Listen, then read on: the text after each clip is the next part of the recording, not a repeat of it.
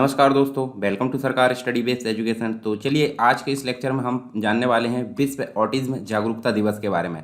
तो ये कब मनाया जाता है, किसके द्वारा ऑर्गेनाइज किया जाता है, कब से शुरू किया गया था और क्यों मनाया जाता है, इसका उद्देश्य क्या है, इस सारी चीज़ हम जानेंगे। साथ ही हम विशेष रूप से जानेंगे ऑटिज्म के बारे में। ऑटिज्म क्या है, ये मुख्य रूप से जो आप देखने को मिलेगी बच्चों की बीमारी है और एक प्रकार की मानसिक बीमारी है। इसके संबंध में हम बहुत सारी जानकारी यहाँ पे इकट्ठा करने वाले हैं। तो चलिए शुरू करते हैं इस लेक्चर को।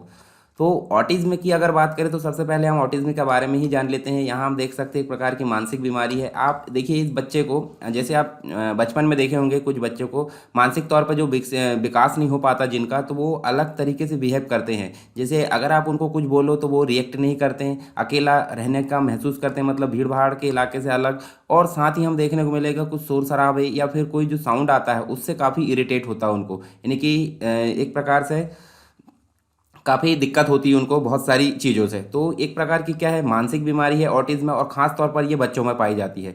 और इसके अलावा ऑटिज्म में बच्चे जो है बहुत अलग तरीके से व्यवहार करते हैं, जैसे कि एक बात को बार बार वो दोहराते हैं, ठीक है। और ये बचपन से ही, जैसे इसका स्पेशली अगर बात करें तो कारण पता नहीं चल पाया कि क्यों ये बीमारी होती है। फिर भी अगर बात करें जेनेटिक रूप से इसको जो है हम देख सकते हैं, इसके कारण भी हम जानने वाले हैं आगे। और ये बीमारी मुख्य रूप से 1 से लेकर 5 वर्ष के जो बच्चे हैं उनमें मुख्य रूप से दिखाई देती है। ऑटिज्म रोग से ग्रस्त जो बच्चे हैं वो अन्य बच्चों से अलग तरीके से बिहेव करते हैं और अलग रहते हैं। संयुक्त राष्ट्र महासभा की बात करें तो उसने जो है 2007 में 2 अप्रैल के दिन जो है इस दिन की शुरुआत की थी। तभी से लेकर हम देख सकते हैं 2 अप्रैल को विश्व ऑटिज्म जागरूकता दिवस मनाया जाता है। इसके बारे में हम आगे जानेंगे भी। और साथ ही इसका जो चिन्ह होता है वो नीला रंग होता है, ये भी आपको पता होनी चाहिए। इसके अलावा हम बात करें भारत के अंतर्गत तो सामाजिक न्याय एवं अधिकारिता मंत्रालय के अनुसार अगर बात करें भारत में तो 110 टोटल बच्चे में से एक बच्चा जो है ऑटिज्म का शिकार होता है, और साथ ही साथ 80 बच्चे जो है इससे ग्रसित होते हैं, यानी कि पीड़ित पाए जाते हैं। यह बीमारी लड़कियों की अपेक्षा लड़कों में ज़्यादा देखने को मिलती है, ठीक है। मतलब जो बॉय शिशु है उसमें ज़्यादा देखने को मिलती है मेल शिशु, और जो फीमेल है फीमेल में कम देखने को ये मिलती है। प्रकार की अगर बात करें तो इसके कुछ प्रकार होते हैं, जैसे हम देख सकते हैं ऑटिस्टिक डिसऑर्डर, यानी कि क्लासिक ऑटिज्म जिसे बोलते हैं, अस्पेरगर सिंड्रोम। उसके बाद परवेसिव डेवलपमेंट डिसऑर्डर। तो मुख्य रूप से इसमें 2 हमको देखने को मिलेगी, ऑटिस्टिक डिसऑर्डर और अस्पेरगर सिंड्रोम। तो यहाँ देखिए इसको क्लासिक ऑटिज्म बोला जाता है और आमतौर पर यही प्रकार आपको देखने को मिलता है ज़्यादातर ग्रसित लोगों में, ठीक है। मतलब जो बच्चे होते हैं इसी प्रकार से ग्रसित होते हैं, इसलिए इसको सबसे आम प्रकार माना जाता है। जो लोग ऑटिज्म से और इस ऑटिज्म डिसऑर्डर से प्रभावित होते हैं उन्हें सामाजिक व्यवहार में अन्य लोगों से बातचीत करने में काफ़ी कठिनाइयाँ होती है, और असामान्य चीज़ों में वो रुचि रखते हैं, बोलते समय तोतलाते हैं, और एक प्रकार से हकलाना, रुक रुक कर बोलना, अलग तरीके से व्यवहार करना, ये सारे जो लक्षण हैं वो ऑटिस्टिक डिसऑर्डर यानी कि क्लासिक ऑटिज्म के हैं। और कुछ मामलों में इसे जो है हम देख सकते हैं बौद्धिक क्षमता में कमी भी इसमें देखी जाती है। दूसरा प्रकार की अगर बात करें तो अस्पेरगर सिंड्रोम जो होता है, इस सिंड्रोम को ऑटिस्टिक डिसऑर्डर का सबसे हल्का रूप माना जाता है। इस सिंड्रोम से जो पीड़ित व्यक्ति होता है कभी कभार अपने व्यवहार में भले ही अजीब गरीब व्यवहार करेगा, परंतु हर समय हमको देखने को नहीं मिलता, ठीक है। इनकी रुचि बहुत अधिक हो सकती है कुछ विषय में, और इन लोगों में मानसिक या सामाजिक व्यवहार से जुड़ी कोई समस्या देखने को नहीं मिलती। तो ये नॉर्मल प्रकार है, ये आम प्रकार है पहला वाला ऑटिस्टिक डिसऑर्डर। मतलब ये अगर इससे ग्रसित है तो हम देख सकते हैं इसमें काफ़ी दिक्कत होने वाली है। और लास्ट वाला जो है परवेसिव डेवलपमेंट, ये मुख्य रूप से बहुत ही कम रेयर कंडीशन में देखने को मिलता है। हालांकि इसको तो प्रकार माना ही नहीं जाता, परंतु हम यहाँ 3 प्रकार देख लिए हैं। चलिए आगे देखते हैं। अब बात करते हैं लक्षण की। तो आप देखिए इस पिक्चर को, आप देखिए जैसे माता के द्वारा अपने शिशु को बुलाया जाता है तो कम्युनिकेशन यानी कि वो रिएक्ट नहीं करता, ये रिस्पॉन्ड नहीं करता, तो यहाँ हमको देखने को मिलता है कम्युनिकेशन में प्रॉब्लम होती है। दूसरी चीज़, भीड़ भाड़ से अलग वो अकेला प्रेफर करता, अकेला मतलब कोई भी गेम्स या कुछ भी खेलने के लिए जो है वो अकेले ही प्रेफर करता है बच्चा। इसके अलावा अगर माता के द्वारा कोई मतलब जो है कुछ बोला गया है तो क्या बोला गया है, किस प्रकार की फीलिंग से बोला गया है, ये समझने में ये मतलब जो है असमर्थ रहता है बच्चा, ठीक। इस बीमारी के कारण कुछ चीज़ें बार बार वो करता है, जैसे कोई शब्द बार बार बोलना या कोई मूवमेंट बार बार करना, ये सारी समस्या इसके साथ देखने को मिलती है। आई कांटेक्ट नहीं हो पाता यहाँ पे। इसके अलावा लाउडनेस यानी कि जो प्रदूषण होता है या फिर जो आवाज़ होती है शोर शराबा, उससे इनको काफ़ी दिक्कत होती है। चलने के तरीके में आपको बदलाव देखने को मिलेगा। तो ये सारे जो लक्षण हैं वो किसके हैं, ऑटिज्म के देखने को मिलेंगे। चलिए आगे देख लेते हैं। यहाँ पे हम देखिए कुछ लक्षण हमको दिए भी हैं। तो आप देखिए यहाँ मुख्य रूप से जो लक्षण है वो 12 से 18 महीने की आयु में या इससे पहले भी दिखना चालू हो जाते हैं और इससे सामान्य से लेकर गंभीर भी हो सकते हैं। ये समस्याएं पूरे जीवन काल तक रह सकती है और नवजात शिशु जो है जब ऑटिज्म का शिकार होता है तो उसमें मुख्य रूप से जैसे कुछ शब्द जो है बार बार बोलना है या बड़बड़ाना उसको, ठीक है। मतलब कुछ शब्द होते हैं जिनको बार बार वो रिपीट करता है और किसी चीज़ की तरफ जो है इशारा करना, माँ की आवाज़ सुनकर जो है मुस्कुराना, उसकी प्रतिक्रिया देना, हाथों के बल चलकर दूसरों के पास जाना, आंखों में आंखें न मिलाकर यानी कि आई कांटेक्ट ना बनाना, जैसे कि हमने अभी देखे थे।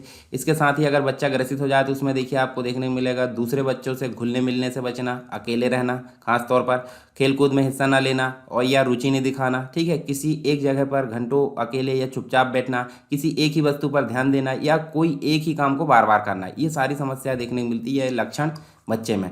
दूसरे से संपर्क न करना, अलग तरीके से बात करना, जैसे प्यास लगने पर मुझे पानी पीने की जगह क्या बोलना, क्या आप पानी पियोगे। इसके अलावा बातचीत के दौरान दूसरे व्यक्ति के हर शब्द को दोहराना और कुछ अलग प्रकार से सन की टाइप व्यवहार करना, ये सब व्यवहार जो है मतलब ऑटिज्म से ग्रसित बच्चे में देखने को मिलेंगे।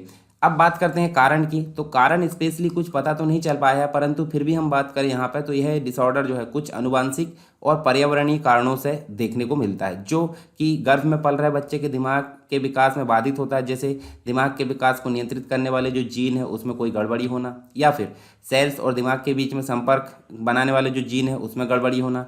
इसके अलावा गर्भावस्था के दौरान जो है वायरल इन्फेक्शन या हवा में फैले प्रदूषण कणों के संपर्क में आना, ये सारी जो कारण है मतलब ये सब हमको कारण किसके देखने को मिलते हैं, ऑटिज्म के, ठीक है। इसके कारण जो है ऑटिज्म हो सकता है, ठीक है। पर्टिकुलर कोई कारण तो देखने को नहीं मिला है, परंतु हमको ये देखने को मिल सकता है। अब बात करते हैं वर्ल्ड ऑटिज्म जागरूकता दिवस की। तो हमको जब पता चल गया है कि 2 अप्रैल को मनाया जाता है, तो आप देखिए 2 अप्रैल को प्रतिवर्ष ये मनाया जाता है वर्ल्ड ऑटिज्म जागरूकता दिवस, और एक प्रकार का अंतर्राष्ट्रीय दिवस है। जब वर्ल्ड लग गया यहाँ पे तो अंतर्राष्ट्रीय दिवस ही माना जाएगा। और किसके अंतर्गत हम देखें तो संयुक्त राष्ट्र महासभा के जो सदस्य है राष्ट्र को ऑटिज्म से लड़ने या इसका निदान करने के लिए प्रोत्साहित करते हैं। यहाँ संयुक्त राष्ट्र महासभा द्वारा 62 एक प्रकार का जैसे विधेयक रहता है हमारे यहाँ, एक प्रस्ताव रहता है वहाँ, इसके अंतर्गत इसका निर्धारण किया गया था और काउंसिल द्वारा 1 नवंबर 2007 को पारित किया गया, जबकि 18 दिसंबर 2007 को इसको अपनाया गया और संयुक्त राष्ट्र महासभा ने साल 2007 में 2 अप्रैल को विश्व ऑटिज्म जागरूकता दिवस घोषित किया था। इसके साथ ही हम देखें तो इस दिन जो है उन बच्चों मतलब एक प्रकार से उद्देश्य की अगर बात करें तो उन बच्चों एवं बड़ों के जीवन में सुधार के कदम उठाए जाते हैं जो कि ऑटिज्म से ग्रस्त होते हैं तथा उन्हें सार्थक जीवन बिताने में सहायता भी दी जाती है। और हमने देखे थे नीला रंग इसका जो होता है प्रतीक चिन्ह होता है, तो आपको ये भी ध्यान रखना है। अंतर्राष्ट्रीय ऑटिज्म जागरूकता दिवस का उद्देश्य क्या है, इससे ग्रस्त बच्चे तथा बड़ों के जीवन में सुधार, ये सारी चीज़ हमने देख ली। और ये प्रस्ताव जो है संयुक्त राष्ट्र महासभा द्वारा मतदान के बिना, जैसे हर प्रस्ताव वहाँ मतदान के द्वारा होता है जो सदस्य देश है उनके द्वारा, परंतु इसको बिना मतदान के अपनाया गया था और इसको मानव अधिकारों के सुधार हेतु पूरक के रूप में माना जाता है। विश्व ऑटिज्म दिवस संयुक्त राष्ट्र जो है उसके द्वारा स्वास्थ्य संबंधी जो मानक मतलब 4 दिवसों में से एक माना जाता है ऑटिज्म जागरूकता दिवस को। इसके साथ ही इम्पोर्टेंस की अगर बात करें तो जो यूनाइटेड नेशन है संयुक्त राष्ट्र है उसके द्वारा वर्ल्ड ऑटिज्म जागरूकता दिवस निर्धारित हेल्थ स्पेशल दिवस में से एक माना जाता है और हर साल इसको मनाया जाता है। यह दिवस विश्व भर में काम करने वाले जो संगठन है उसको एक साथ लाने के लिए काम करता है, मतलब सभी एक साथ आए और इसके लिए काम करता है। ऑटिज्म से जूझ रहे लोगों के लिए अनुसंधान, इलाज और ज़रूरी जो चीज़ें उसमें सहायता दी जा सके। अब जैसे कि कोई भी दिवस मनाया जाता है उसका एक विषय होता है जिसे हम थीम बोलते हैं। तो इस थीम मतलब जो है 2022 की अगर थीम देखें तो देखिए समावेशी शिक्षा यानी कि इंक्लूसिव एजुकेशन, इसका जो है हम देख सकते हैं थीम इस बार की, ठीक है। और वर्ल्ड ऑटिज्म जागरूकता दिवस 2007 से मनाया जा रहा है, ये भी आपको याद रखना है। साल 2012 से इसे एक विशेष थीम के साथ मनाया जाने लगा, ठीक है। तो 2012 से थीम की शुरुआत हुई और 2022 में हम देखें तो समावेशी शिक्षा जिसे इंक्लूसिव एजुकेशन बोला जाता है। तो ये तो था हमारा ऑटिज्म से संबंधित बहुत सारी चीज़ें हमने देखें। हमने सिर्फ यहाँ पे जागरूकता दिवस कब मनाया जाता है वो नहीं देखे, हमने साथ में ऑटिज्म से संबंधित बहुत सारी चीज़ों को यहाँ पे जाना है। आई होप आपको लेक्चर पसंद आया होगा। यदि आपको लेक्चर पसंद आया है तो आप इसे जो है लाइक कर सकते हैं और दूसरों तक पहुँचाने के लिए इसको शेयर जरूर करें, ठीक है। लाइक करें, शेयर करें और चैनल को अभी तक सब्सक्राइब नहीं किया है तो आप चैनल को सब्सक्राइब कर सकते हैं। तो चलिए मिलते हैं नेक्स्ट वीडियो में, तब तक के लिए जय हिंद।